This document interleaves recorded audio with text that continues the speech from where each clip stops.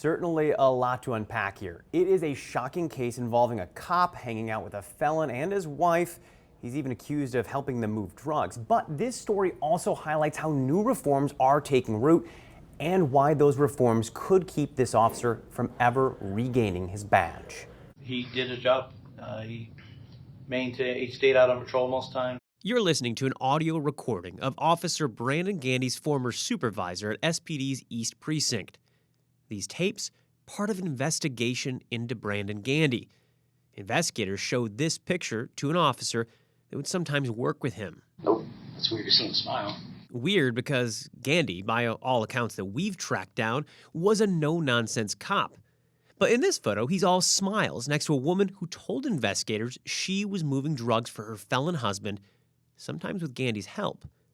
This photo, found in the couple's home, prominently displayed on the fridge following a raid by federal agents on their home. Around the corner, they found 22 pounds of weed and a gun.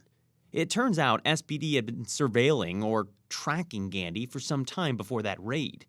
A complaint, per this Office of Police Accountability memo, helped investigators find out Gandy was visiting the couple's home as often as every other day.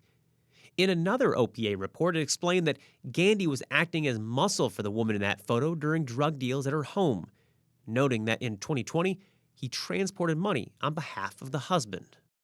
Phone records showed the officer and the married woman were in constant contact.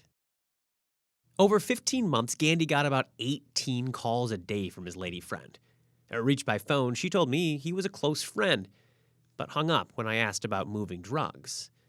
The husband told investigators that Gandy didn't get formally compensated for his work, but that his wife, quote, buys Gandy's airline tickets when they travel together.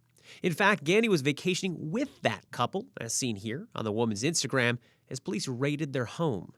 That's when they found the bags of weed and the gun. Within a year's time, July of 2022, Gandy refused via this email to cooperate with an investigation into what he'd been up to, writing to investigators, quote, I would also like to add that all of the allegations alleged against me are completely and utterly false. It taints the whole profession. Monica Alexander from the state's Criminal Justice Training Commission sat down with me to talk about the process to decertify officers. That essentially stops them from having a badge altogether. Now, she couldn't comment on Gandy specifically. His certification is now under review.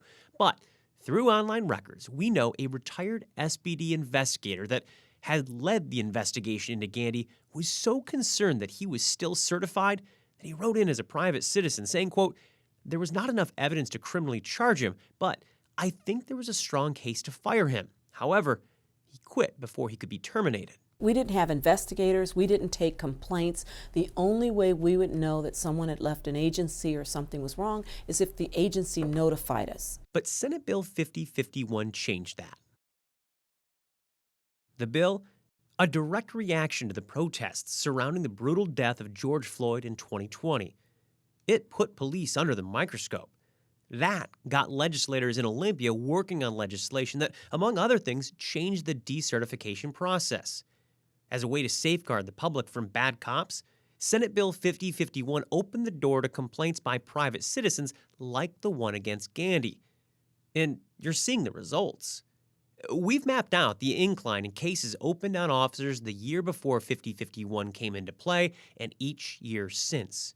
We've watched as the officers that lose their certification climbs as well, from 11 in 2019, 15 in both 2020 and 2021, 21 last year, and 40 this year, with a little more than a month to go.